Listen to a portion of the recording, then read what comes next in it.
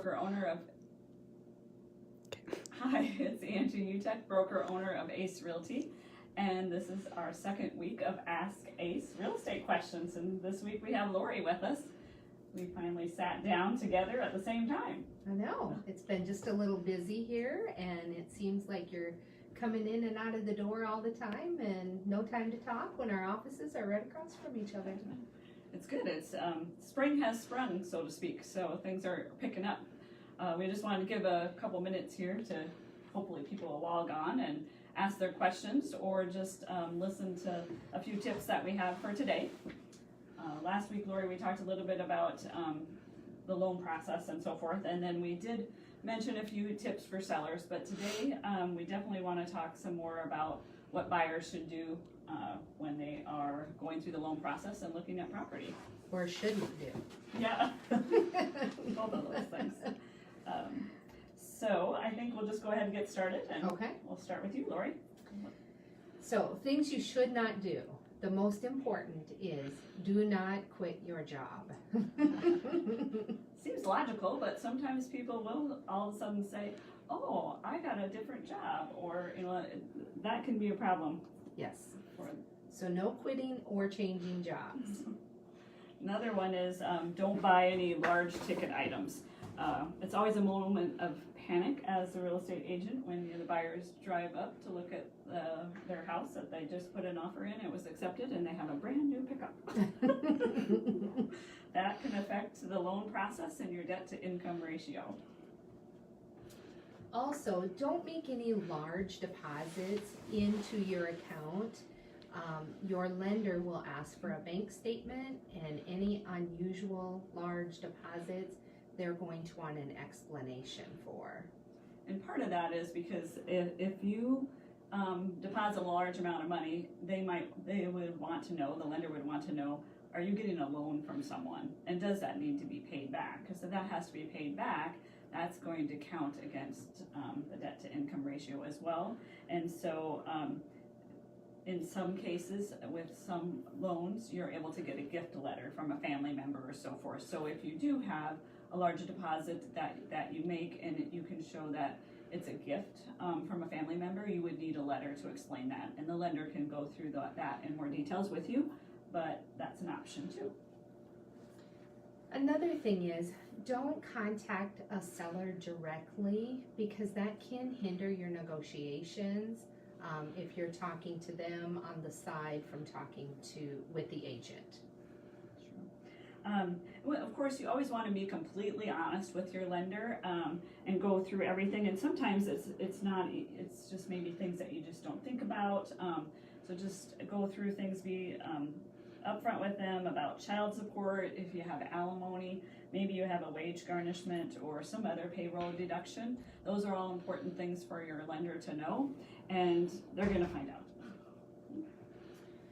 Remember to tell the agent if you have any allergies to any types of pets or maybe even candles, scents, anything like that, because we want to be cautious of that when we walk into that home.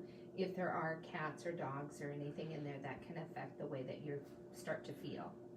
Yeah, if you're not allergic to animals, I mean, I am not, so sometimes we just, as agents, don't necessarily think about that, but someone who's severely allergic, they know right away when they first enter that house. So again, it's just good to let us know that up front, and we will make accommodations and let you know if that house has animals that might affect you.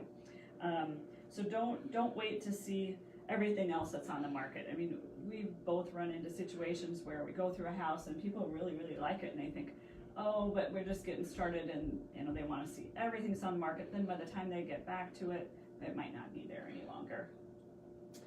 In a hot market, we always have a statement. If you decide to wait to sleep on it, you may not get the opportunity to sleep in it later because someone else could come along with an offer. That does happen.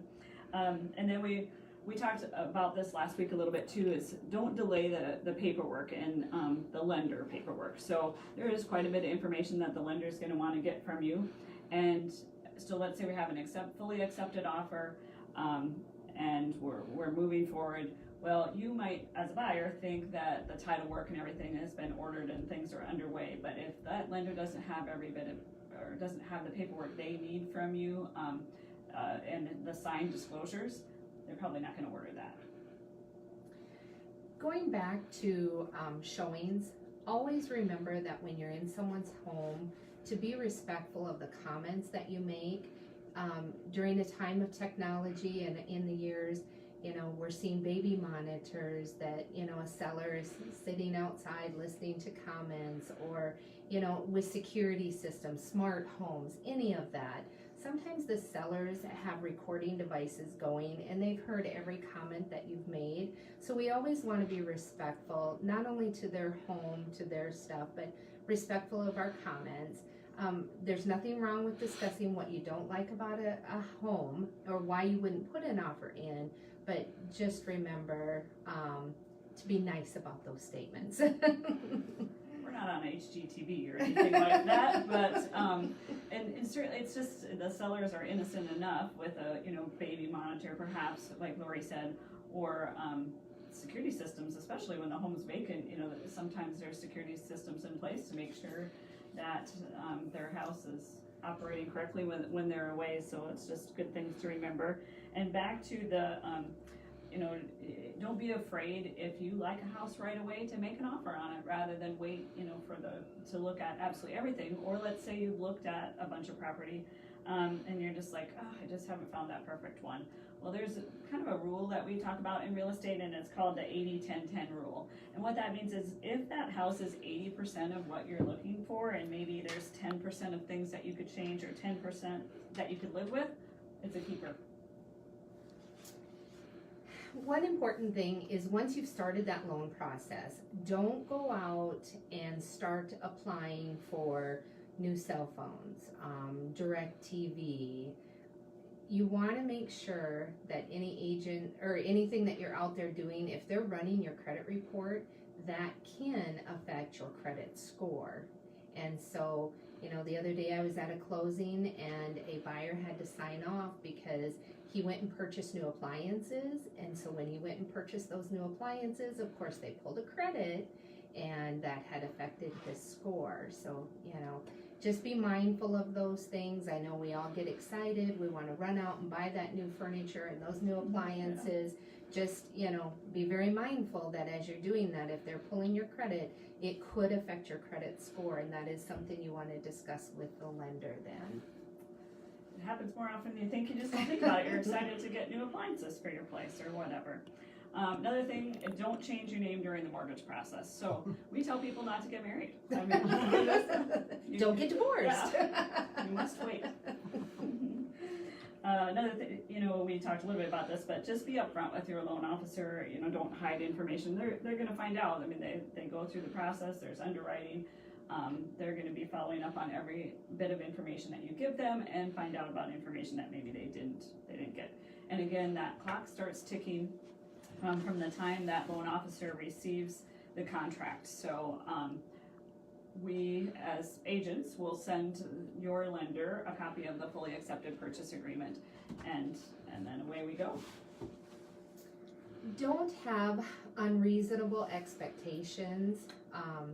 You know, just remember that someday you might be in that seller's seat, and so always, you know, be courteous of those thoughts. And it's just better in the long run if we don't have big expectations of, I'm going to go in and make really low offers and I'm just going to get a deal on this house. That house is listed at that price for a reason, and we want to be respectful of that also. You know, we're really, like we talked about it, it's picked up, things have gotten pretty busy. We really don't have all that many houses on the market right now. You know, we're right around that 75, 76 mark, and some of those are under contract and just haven't gone through the pending on the MLS yet. So really we're probably closer to more like 70, pretty easily. We only have about 70 houses on the market, and so that isn't very many. But we do still have some good homes to choose from, and more coming on all the time. So we're excited about that, and we're excited for a really busy spring. But one thing too is we really want you to go to the lender. We're happy to talk about the process and meet with you and go through things, but we really hesitate to go out and look at a bunch of property with you unless you're pre-approved with that lender, because there's nothing worse. Let's say you go to the lender and you find out, oh, you're just not pre-approved for quite as much as what you thought you might, and we don't want to show you houses that you just fall in love with and then find out, you know, perhaps you're not qualified for, or maybe you're qualified for more than what you think. And so then you go through that process and we can show you some of those nicer homes that are on the market perhaps. Yep. So. And again, just trying to be more organized, more prepared, it just helps everybody in the long run. So when you go and look at that house and you're not pre-approved, and while you're waiting for that process, maybe somebody else comes along and another offer is accepted. So if you're organized and we can just help you through that process, it makes it a little bit easier for you also. So thanks for joining us today. Remember, if you have questions for Ask Ace, you can certainly email our office at office@acerealty.net. We're happy to hear from you, or you can ask during the live broadcast as well. Every Thursday at noon, we'll be here.